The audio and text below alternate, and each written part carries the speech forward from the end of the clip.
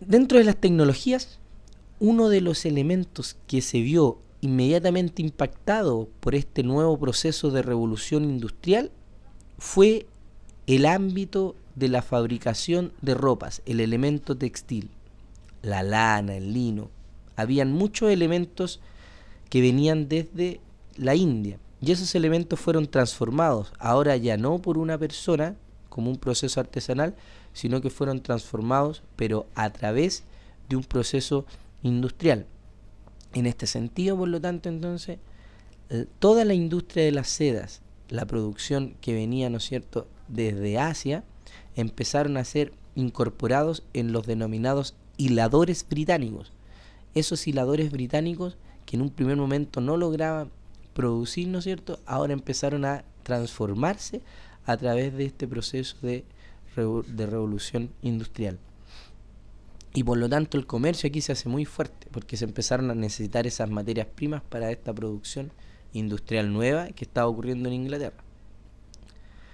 Una de las primeras innovaciones, ya más, hablando más específico en la industria textil y en la hilandería, se produce por la invención de Hargreaves, un hilador, ¿no es cierto?, quien construye un instrumento hábil. Recuerda que por instrumento hábil vamos a entender una máquina, es decir, una máquina que es capaz de producir algo muchas veces en serie. Y produce una máquina, ¿no es cierto?, hacia mediados del siglo XVIII, la cual reproducía los movimientos del hilador. Es decir, antes tú tenías una persona haciendo un trabajo, ahora esta máquina lo repetía. Y al ser una máquina, obviamente lo podía repetir muchas más veces que una persona. Por lo tanto, lo que tenías ahí era una producción en serie mucho mayor. Y tenía obviamente varios usos. Por ejemplo, el hilo filo, ¿no es cierto?, que traían, obtenía una gran cantidad de tramado. Es decir, se podía generar una gran cantidad de extensión de tela a raíz de la producción y la entrada en vigencia de este tipo de máquinas. Entonces aquí tú tienes un ejemplo claro cómo un área de la economía se ve absolutamente afectada por esta máquina, ¿no es cierto?, la spinning jenny del año 1773.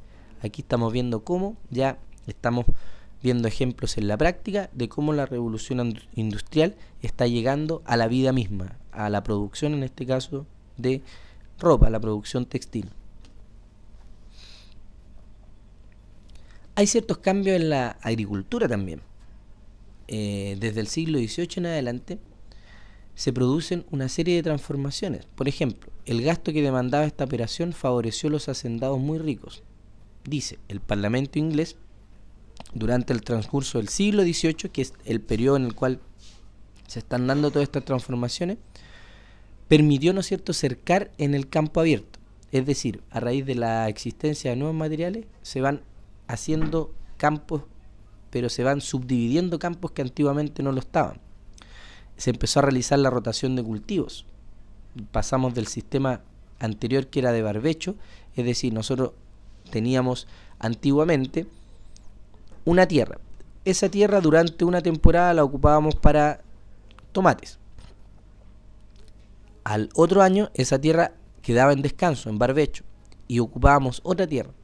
Ahora no, lo que se hacía era que esa tierra que se había utilizado en tomate se utilizaba pero en otro producto, de tal manera, porque cada producto natural, ¿no es cierto?, requiere distintos minerales. Por lo tanto, lo que se hacía ahora era que esa tierra fuera sembrada pero con otros productos. De esta manera produce que empiecen a existir mayor cantidad de productos alimenticios, porque las ciudades, como vamos a ver más adelante, se empezaron a poblar con una mayor cantidad de personas. También en el mundo ganadero, las nuevas ideas para producir más empezaron a hacer la cruza de ejemplares. Por lo tanto, empezaron a generarse más y más terrenos que eran cultivables y más especies en el caso ganadero. El ejemplo en Inglaterra fue seguido por los países de Europa, cuya producción agrícola se duplicó entre 1840 y 1914. O sea, como podemos ver, la agricultura se vio obligada también a producir más, porque había más gente que estaba habitando en las ciudades y necesitaba más alimentación. se generalizó el cultivo de cereales, la crianza de ganado, convirtiéndose estos países, Estados Unidos, Canadá, Australia y Argentina, en los grandes abastecedores de Europa y el mundo entero. En los países tropicales, ¿no es cierto?, los que están en la zona de los trópicos, en la zona, digamos, que reciben una mayor cantidad de temperatura y lluvias, ¿no es cierto?, abundantes, se intensificaron las plantaciones de caña de azúcar, café y otros productos alimenticios, de algodón y de otras materias primas que abastecieron las industrias europeas. Porque en el fondo, ¿qué es lo que tenías tú?